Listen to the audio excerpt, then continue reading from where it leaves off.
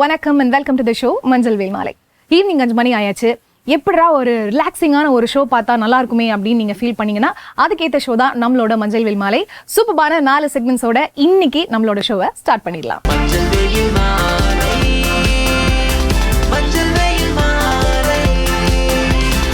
நம்ம ஷோவோட first segment யோகாசனம்.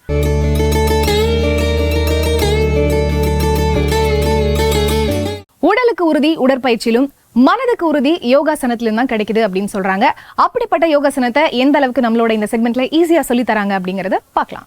அனைவருக்கும் வணக்கம். இன்று யோகா பகிர்மா பார்க்கக்கூடியது ஒரு முத்திரை பார்க்க போறோம். பிருத்திவி முத்திரை அப்படின்னா நம்ம கை விரல்களே எல்லாமே தெரியும். நமக்கு 5 இருக்கு.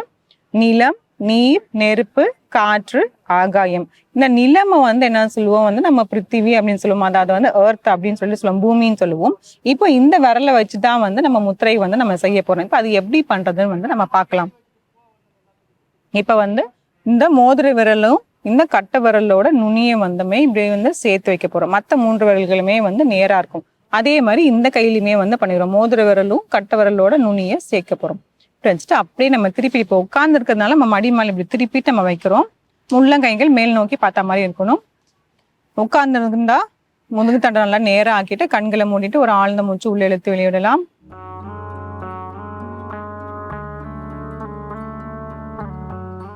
இதுல இருக்கலாம் சில வினாடிகள். நம்ம அப்படியே மூச்சை கவனிச்சுட்டு இருக்கலாம்.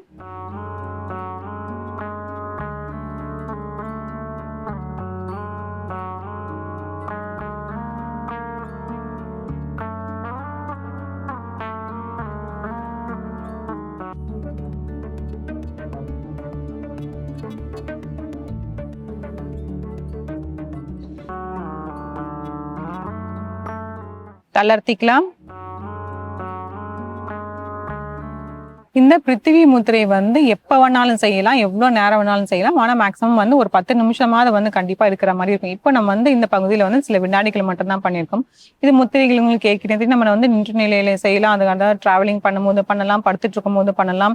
இது தூங்கி ஏந்தின உடனே கூட இது பண்ணமா ரொம்பவே நல்லது. அட்லீஸ்ட் மேக்ஸிமம் நம்ம ஒரு 5 நிமிடமாவது வச்சிருக்கணும். அதை நம்ம ஒரு 3 வேலையா கூட நம்ம அப்படியே ஸ்பிளிட் பண்ணி கூட செய்யலாம். காலையில ஒரு 5 நிமிஷம், மதியம் ஒரு 5 நிமிஷம், இல்ல மாலையில ஒரு 5 நிமிஷம். இந்த மாதிரி செஞ்சாலுமே டெய்லி செஞ்சுட்டே வந்தாலுமே நல்ல பலன்களும் இருக்கும்.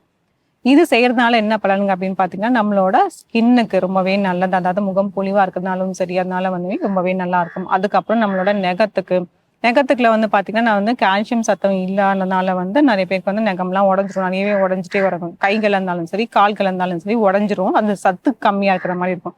அதுக்காக அதுக்குமே ரொம்ப நல்லது. அதோட ரொம்ப முக்கியமானதுன்னு பார்த்தா நம்மளோட முடிகளுக்கு ரொம்பவே நல்லது. நல்ல ரத்த ஓட்டம் அதிகமாக போகும். ஸோ இந்த முத்திரைகள் தொடர்ந்து நம்ம செஞ்சுட்டே இருந்தால் நல்லது. நம்ம மறுபடியும் இன்னும் ஒரு தடவை அப்படின்னு சொல்லிடலாம். நான் மோதிர விரல் இருக்கிற மோதிர விரலும் கட்ட விரலோட நுனியுமே இப்படி சேர்த்து வைக்க போறோம். மற்ற 3 விரல்களுமே நீட்டி இருக்கிற மாதிரி பார்த்துக்கணும். அதே மாதிரி இந்த கைகளுமே சில வினாடிகள்.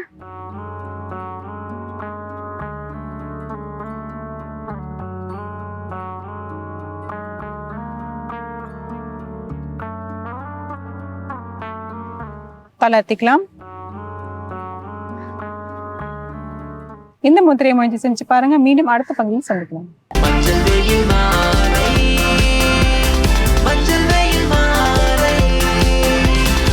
நம்ம ஷோட நெக்ஸ்ட் செக்மெண்ட் இங்கிலீஷ்ல பேசலாம்.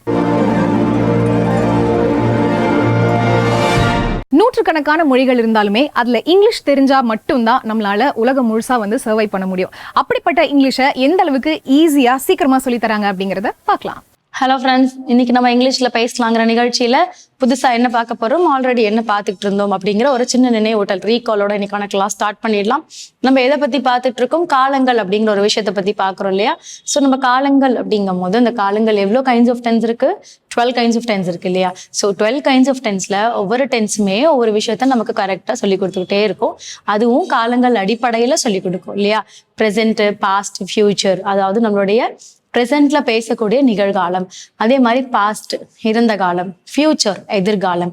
ஸோ இந்த மாதிரி பேசக்கூடியது அப்ஸ் அண்ட் டவுனோடு நம்ம என்ன பண்ணலாம், கொண்டு போகலாம். ஸோ டென்ஸ் ஆஃப் 12 அப்படிங்கும் போது அந்த 12 டென்ஸ்ல நம்ம என்ன டென்ஸை நல்லா ப்ராக்டிஸ் எடுத்தோம், ஃபியூச்சர் பர்ஃபெக்ட் டென்ஸ் எடுத்தோம். அடுத்து இருக்க ஃபாலோட் பைல ஹெட்டர் வந்து பார்த்தோம்னா கண்டினியூஸ் தான். ஸோ இந்த கண்டினியூஸ்ல வரும்போது which continuous is to be a first கண்டினியூஸா எது இருக்கணுங்கிறது தான். ஸோ ப்ரெசென்ட் கண்டினியூஸ் வந்து ஃபர்ஸ்ட்ல இருக்கிற மாதிரி. ஸோ இந்த ப்ரெசென்ட் கண்டினியூஸ் ஃபர்ஸ்ட்ல இருக்கணும் அப்படின்னா நம்ம எப்படி, அதாவது ப்ரெசென்ட் நிகழ்காலத்துல கண்டினியூஸ் ஒரு ஃபார்மேஷன்ல ப்ரெசென்ட்ல நம்ம பேசுறோம் அப்படிங்கிறது. சரிங்களா? ஸோ அப்படி இருக்கும்போது இப்போ இவன் இந்த வேலையை செய்யறான், இவன் இதை பண்ணிட்டு இருக்கான், படிச்சுக்கிட்டு இருக்கான், செய்துட்டு இருக்கான் அப்படிங்கிறது எல்லாமே நிகழ்காலம். அந்த நிகழ்காலத்துல நம்ம என்ன பண்றோம், அழகா ஜஸ்டிஃபை பண்ணி நம்ம அந்த சென்டென்ஸ் வாக்கியத்தை கொடுக்குறோம். ஃபைன். ரூல் மட்டும் இருந்தா போதுமாவே, இல்ல சேம் ரூலே வான்னு கேட்டீங்கன்னா சேம் ரூல் கிடையாது. ஏன்னா அது ஃபியூச்சர் பர்ஃபெக்ட், இது வந்து ப்ரெசென்ட் கண்டினியூஸ். ப்ரெசென்ட் நிகழ்ல பேசுறோம், அது நம்ம வரக்கூடிய எதிர்காலத்துல அதை நம்ம பேசணும். இப்போ ரூல் வந்து நமக்கு டிஃபர் ஆகும், பேஸ்ட் அந்த ப்ரெசென்ட்டுக்கு ஏற்ற மாதிரி டிஃபர் ஆகும். அண்ட் அது மட்டும் இல்லாம நம்ம என்ன பண்ணுவோம்னா ஆக்ஷன் எடுப்போம். செயல் வார்த்தைகள் என்ன பண்ணும், அந்த வாக்கியத்தை வந்து ரொம்பவும் ஹைலைட்டடா, அது மட்டும் இல்லாம அப்ஸ் அண்ட் டவுனோட நான் என்ன பேசுறோம், நம்ம என்ன அர்த்தத்துல பேசுறோம் அப்படிங்கிறதையும் சேர்த்தே சொல்லும் உங்களுக்கு. சரிங்களா? ஸோ அந்த ஆக்ஷன் இல்லை அப்படின்னா அந்த சென்டென்ஸ் கொஞ்சம் என்ன இருக்கும்னா ஒரு மாதிரி சென்டென்ஸ் ஃபுல்ஃபில் ஆகாத மாதிரி இருக்கும். ஸோ ஆக்ஷன் தான் நமக்கு என்ன பண்ண கொடுக்கும். அந்த ஆக்ஷனே இந்த ஃபார்ம் ஆஃப் வேர்ப்ஸ்ன்னு சொல்லுவாங்க இல்லையா, V1ல சொல்றது, V2ல சொல்றது, V3ல சொல்றது, இந்த மாதிரி ஃபார்ம் ஆஃப் வேர்ப்ஸ் இருக்கு. ப்ரெசென்ட்ல, பாஸ்ட் பார்ட்டிசிபிள், இந்த மாதிரி ஃபார்ம் ஆஃப் வேர்ப்ஸ். அது கூடவே ஐஎன்ஜி கண்டினியூஸும் சேர்ந்து தான் இருக்கு இல்லைங்களா? ஸோ அப்படி இருக்கும்போது இன்னைக்கான வேர்ப் ஃபார்ம் என்ன, இன்னைக்கான டென்ஸ் என்ன, ரூல் என்னன்னு பார்க்கலாம் வாங்க. இன்னைக்கான tense present continuous tense.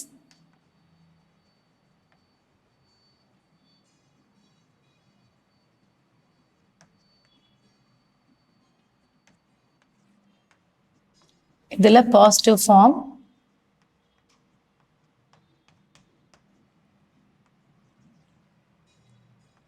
V1, V2, V3, V1 plus ing அப்படின்னு எடுக்கிறதா. verb 1, verb 2, verb 3, verb 1 plus ing. So verb 1 இங்க நான் என்ன எடுக்கிறேன்னா ரெயின். ரெயின்னா மழை. V2 and V3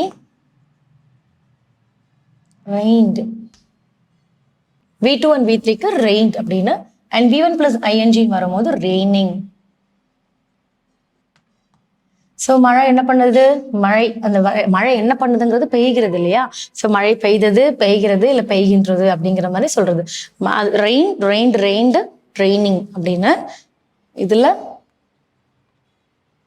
subject I, we, you, he, she, they, it, இவங்கெல்லாம் subject. followed by rule. Rule யாருடைய rule எடுக்கிறோம், present form. So அதுக்கு முன்னாடி சப்ஜெக்ட் எழுதிக்கலாம். ஃபாலோட் பை ப்ரெசென்ட்டுங்கிறதுனால இஸ், ஆம், ஆர். அண்ட் கண்டினியூஸ்னால V1 plus ing பிளஸ் என்ன பண்றோம், ஆப்ஜெக்ட். ஸோ இதுதான் நமக்கு என்ன ஆயிடுது, ப்ரெசென்ட் கண்டினியூஸ் டென்ஸோட ரூல் ஆயிடுது. இப்போ த ஃபார்ம் ஆஃப் வரும்போது ஐ, ஆம்,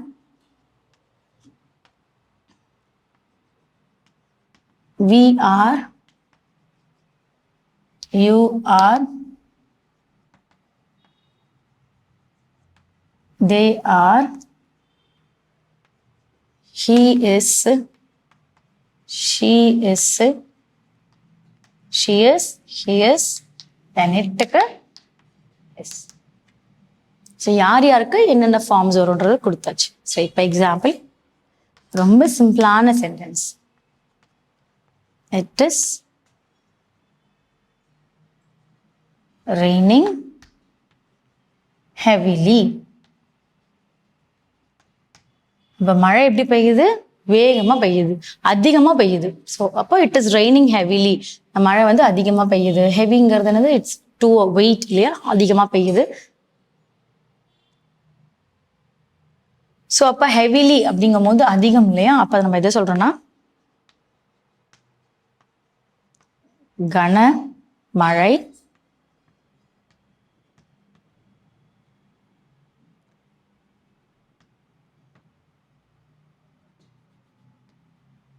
பெய்து வருகின்றன.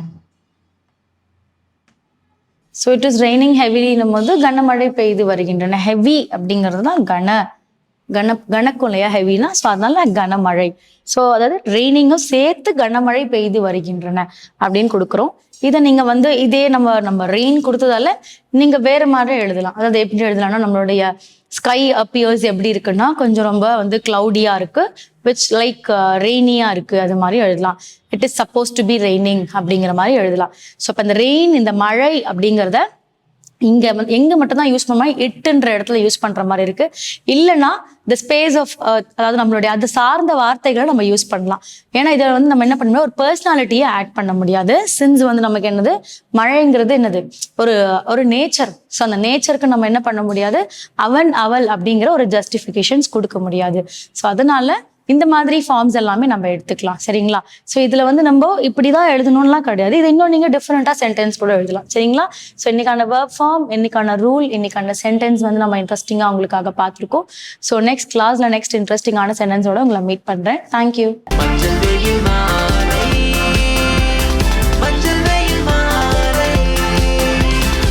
நம்ம ஷோட நெக்ஸ்ட் செக்மெண்ட் தெரிந்து கொள்வோம்.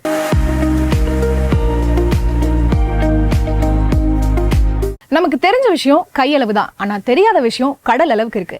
இன்னைக்கு நமக்கு தெரியாத விஷயம் என்ன தெரிஞ்சுக்க போறோம் அப்படிங்கறத பார்க்கலாம் வாங்க. வசந்த் டிவி ரசிகர்களுக்கு வணக்கம். இன்னைக்கும் நம்மளுடைய தெரிந்து கொள்ளும் நிகழ்ச்சியில தெரியாத பல விஷயங்களை தெரிஞ்சுக்க போறோம். ஹேஷ்டேக்ஸ் அப்படின்னு நம்ம சொன்னதும் எல்லாருக்கும் தெரியும். காமனா சோஷியல் மீடியா யூஸ் பண்ற எல்லாருக்குமே ஹேஷ்டேக் எதுக்காக யூஸ் பண்றோம்னு தெரியும், ஹேஷ்டேக் எப்படி இருக்கும்னு தெரியும். பெரும்பாலும் இந்த ஹேஷ்டேக் என்னதான் முன்னாடியே கீபோர்டில் இருந்திருந்தாலும் இது யாருமே யூஸ் பண்ணவே இல்லை. ஒன்ஸ் சோஷியல் மீடியாவில் இதை நம்ம ஈஸியாக எதை வேணாலும் மென்ஷன் பண்ணுறதுக்கு வச்சுக்கலாம் அப்படின்னு சொன்னதுக்கு அப்புறமா தான் இந்த ஹேஷ்டேக்கான வேல்யூவே ஏற ஆரம்பிச்சது. ஸோ இந்த ஹேஷ்டேக்ஸ் எல்லோரும் யூஸ் பண்ணுறோம். ஆனால் ஹேஷ்டேக் அப்படின்றது இதை யூஸ் பண்ணக்கூடிய ஒரு மெத்தட், இந்த சிம்பிளை யூஸ் பண்ணக்கூடிய ஒரு மெத்தட். ஆனால் ஆக்டோத்ரோப் அப்படின்னு சொல்லக்கூடிய இந்த வார்த்தை தான் அந்த ஹேஷ்டேகோடைய பெயர். என்னதான் நீங்கள் இந்த ஹேஷ்டேகோடைய மெத்தடாக சொல்லி கூப்பிட்டுட்டு இருந்தாலும் ஆக்டோத்ரோப் அப்படின்றது தான் இந்த சிம்பிளுடைய நேமாக இருந்துச்சு. அப்படியே நாளடைவில் கொஞ்சம் கொஞ்சமாக இந்த டிஜிட்டலோடைய வளர்ச்சியெல்லாம் அதிகமாகும் போது ஆக்டோத்ரோப்னு யாருமே சொல்றதில்ல, அதை ஹேஷ்டேக்னே சொல்லி பழகிட்டாங்க. செஃபோடைய ஹேட்லாம் பார்த்துருக்கீங்களா? ரொம்ப டிஃப்ரெண்ட்டாக இருக்கும். அவங்க அப்படியே ஃபுல்லாக ஒரு சிலிண்டர் ஷேப்பில் வச்சுருப்பாங்க. அந்த ஹேட்டு வெள்ளையாக தான் இருக்கும். அது அவங்களுடைய பியூரிட்டியை மென்ஷன் பண்ணுது. அந்த ஹேட் எந்த அளவுக்கு வெள்ளையாக இருக்கும் அந்த அளவுக்கு அவங்களும் ரொம்ப க்ளீனாக வேலை செய்வாங்கன்னு அர்த்தம். அதனால தான் எப்போவுமே ஹேட்டை மட்டும் அழுக்காக போடவே மாட்டாங்க, அழுக்காகாமல் பார்த்துப்பாங்க. ஆனாலும் அதை போட மாட்டாங்க. அதே மாதிரி அந்த ஹேட்டில் 100 ஃபோல்டு இருக்கும். பார்க்குறதுக்கு உங்களுக்கு அப்படி தெரியாது, ஆனால் அந்த ஹேட்டை சுற்றி என்னம்னா 100 ஃபோல்ட்ஸ் இருக்கும். எதனால் 100 ஃபோல்டு வச்சுருக்காங்க அப்படின்னு தெரியுமா? அந்த 100 ஃபோல்டுக்கான ரீசன், ஒரு முட்டையை 100 வகையில் நம்மளால் சமைக்க முடியும். அந்த 100 வகையிலையும் சமைக்க தெரிஞ்ச ஒருத்தரால் மட்டும்தான் செஃப் அப்படின்ற அந்த பெயரை வாங்க முடியும். அப்படி யார் அந்த 100 முட்டையும் சமைக்கிறாங்களோ அவங்க தான் ஒன் அண்ட் ஒன்லி செஃப். அவங்களுக்கு மட்டும்தான் செஃப்பாக இருக்கக்கூடிய அருகதையே இருக்குது அப்படின்னு சொல்லுவாங்க. அதனால தான் செஃபோடைய ஹேட்டில் 100 ஃபோல்ட்ஸ் இருக்குது. மவுண்ட் எவரெஸ்ட் ஏறுற நிறைய பேருக்கு இருக்கக்கூடிய பெரிய பிரச்சனை என்ன, ஏறுறதே ஒரு பெரிய டாஸ்க் தான். அதில் வெதர், கிளைமேட் இப்படின்னு நிறைய இருக்குது. இது எல்லாத்தையும் தாண்டி அவங்க உச்சிக்கு போகிறத ரெக்கார்ட் பண்ணுறதுக்கு ஒரு மொபைல் வச்சுருப்பாங்க. இன்கேஸ் அந்த மொபைல் கீழே விழுந்துருச்சுன்னா, மொபைல் உடஞ்சி போச்சுன்னா என்ன பண்ணுவாங்க? அதை சர்வீஸ் பண்ணுறதுக்கு மறுபடியும் மவுண்ட் எவரெஸ்ட்லேருந்து கீழே வந்தால் பண்ணுமா? அப்புறம் எப்படி அவங்களால மறுபடியும் மேலே ஏற முடியும், அந்த மெமரிஸ் எல்லாம் எடுக்க முடியும்? அப்படிலாம் நம்ம நிறைய யோசிப்போம். ஆனால் மவுண்ட் எவரெஸ்ட்லேயே நீங்கள் மொபைலை சர்வீஸ் பண்ணிக்கலாம். மொபைலுடைய சர்வீஸ் சென்டர் ஒன்று மவுண்ட் எவரெஸ்ட்டில் இருக்குது. நீங்கள் கிளைம் பண்ணும்போது ஏதாவது ரிப்பேர் ஆயிடுச்சுன்னு வச்சுக்கோங்க, நீங்கள் அங்கேயே சர்வீஸ் பண்ணிட்டு மறுபடியும் நீங்கள் கிளைம் பண்ண ஆரம்பிக்கலாம். நல்லா இருக்குல்ல?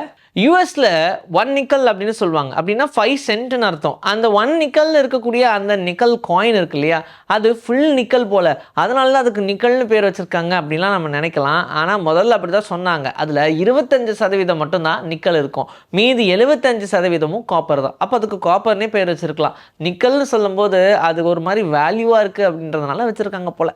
மொபைலை பேக் பாக்கெட்டில் வைக்கும்போது நிறைய பேருக்கு சிக்கல் வரும். நம்ம அப்படியே உட்காந்துருவோம், அதனால நம்ம மொபைல் உடஞ்சிரும். ஆனால் இப்போல்லாம் அப்படி உட்காந்தா உடையறதில்ல, பார்த்துருக்கீங்களா? ஏன்னா ரொம்ப பாப்புலரான ஒரு மொபைல் கம்பெனி என்ன பண்ணாங்கன்னா, பட் ஷேப்பில் இருக்கக்கூடிய ஒரு ரோபோட்டை ரெடி பண்ணாங்க. கூடவே அந்த ரோபோட்டில் லைட்டாக பேண்ட்லாம் போட்டு அதுக்கு மொபைலை வச்சுட்டு உட்கார வச்செல்லாம் ட்ரை பண்ணி பார்த்துருக்காங்க. அப்படி உட்கார்ந்தா எந்த இடம் வீக் ஆகுது, எங்கே உடையுது அப்படின்றது எல்லாத்தையும் நோட் பண்ணிவிட்டு அப்போ உடையாத மாதிரி ஒரு விஷயத்தை கண்டுபிடிப்போம் அப்படின்னு அழகாக வடிவமைச்சாங்க. அப்படின்னா ஒரு ஆளை அவங்க வச்சுருந்துருக்கணும். அதுக்கு எப்படி ஒரு ஆளை வேலைக்கு வச்சுட்டு, அதனால தான் ஒரு ரோபோட்டே கண்டுபிடிச்சு கரெக்டாக ஹியூமன் வெயிட் இருக்கிற மாதிரியே அதை கால்குலேட் பண்ணி அதை உட்கார வச்சு டெஸ்ட் பண்ணாங்க. இப்போ நம்ம யூஸ் பண்ணக்கூடிய மொபைல்லாம் பேக் பாக்கெட்டில் வச்சு உட்கார்ந்தாலும் உடையாது. நமக்கு அட்லீஸ்ட் தெரியும் ஏதோ ஒரு செங்கல் வச்சிருக்கிற மாதிரி ஒரு ஃபீல் வரும். ABCDEFG அப்படின்னு நம்ம சொல்லிக்கிட்டே போகலாம் Z வரைக்கும். ஆனால் இதெல்லாம் முன்னாடி இருந்தே இருந்துச்சு. கடைசியாக என்ன ஒரு லெட்டரை ஆட் பண்ணியிருப்பாங்க அப்படின்னு பார்த்தா J அப்படின்ற அந்த லெட்டரை மட்டும்தான் ஆட் பண்ணியிருக்காங்க. அதுக்கு முன்னாடி வரைக்கும் இந்த ஆல்ஃபபெட்ஸ்லாம் எக்ஸிஸ்டிங்காக இருந்துச்சு. இந்த ஜேயோடைய ப்ரொனவுன்சியேஷனும் தேவை அப்படின்றதுனால ஜேயை ஆட் பண்ணாங்க.